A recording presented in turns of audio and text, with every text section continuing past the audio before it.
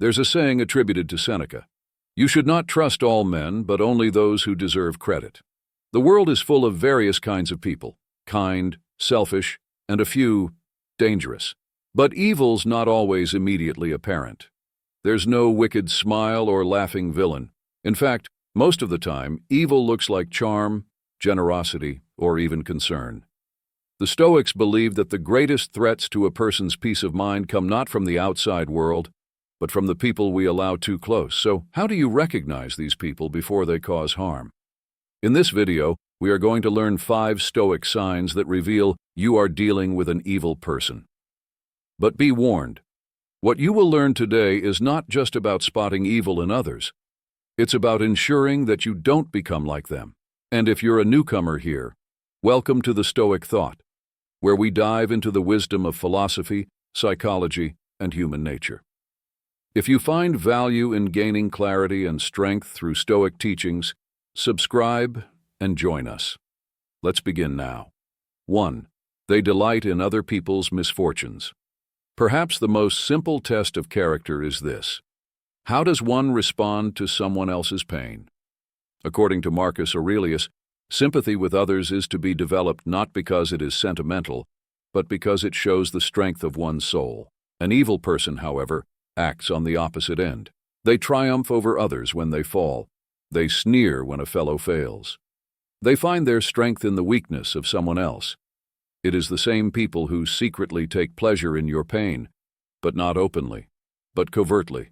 You may have witnessed this before. You share bad news, expecting concern, but you catch a flicker of satisfaction in their eyes. Or you accomplish something great, and instead of celebrating, they downplay it. Pay attention. A virtuous person feels compassion for the suffering of others. An evil person sees it as entertainment.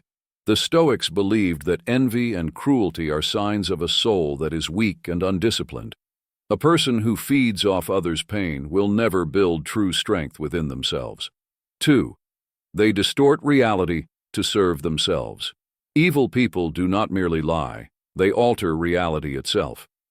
The philosopher Epictetus warned against trusting those who manipulate truth for their own gain. They will take what is real and twist it.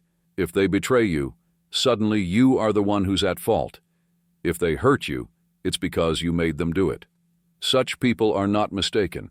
They are calculated. They lie not just to others, but to themselves. Consider this: you observe an event with them. The facts are plain. But when they relate it, suddenly they were the hero, the victim, the wise one. And you? You are the fool, the villain, the cause of the problem. Why does this matter? Because a person who remolds the truth is not just dangerous for others, they are dangerous to themselves. A Stoic aims to see the world as it is, no illusion, no distortion. If a person will not accept reality, they have already set themselves on a path away from virtue. Do not walk that path with them. 3. They feel no remorse.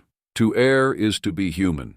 Even the best of us fail, but what distinguishes between the wise and the wicked is not the mistake alone, but the feeling of remorse, the ability to learn from mistakes and thus change. Seneca taught that guilt is not a punishment, but a guide. It is the mind's way of warning us that we have strayed to the wrong path. An evil person feels nothing. They can harm you and pretend nothing ever happened. They will sleep so well at night as if everything in the world was fine and not a care was given to them. No matter how wicked their action might be, their actions cannot ever be wrong.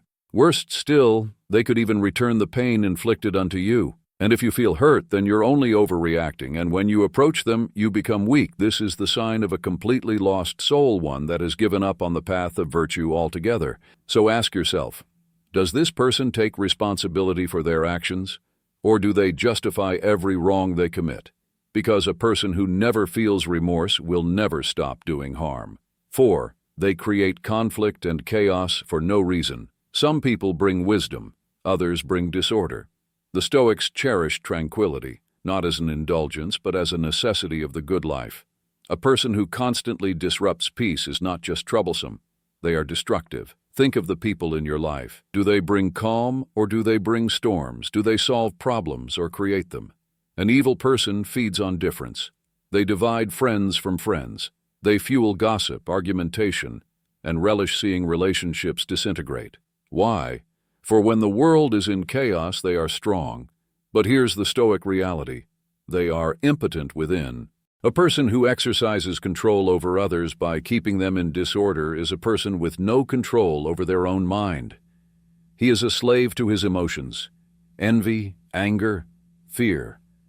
So if someone's presence disrupts your peace, consider whether they should be allowed in your life at all. A Stoic does not seek conflict, but when it arises, a Stoic does not allow it to shake their foundation. 5. They hide their evil behind good intentions. The most dangerous kind of evil is the one that does not appear evil at all. As Cicero put it, nothing is so false as are the good intentions of a fool. But the wicked's evil good intentions are far more destructive. Evil people rarely come in with an announcement of themselves. The evil person does not arrive with the open threat. They camouflage themselves as your protector, your guide, your well-wisher. They claim to act in your best interest while slowly gaining control over your mind, over your choices, and over your freedom. They say, "I'm only doing this because I care about you." They tell you, "I know what's best for you." They insist, "You need me." But their care weakens you. Their guidance isolates you. Their presence suffocates you. At first, they make you feel safe. Over time, you feel powerless. They convince you that without them, you would fail. You would make the wrong choices. You would be lost. And so, you begin to doubt yourself.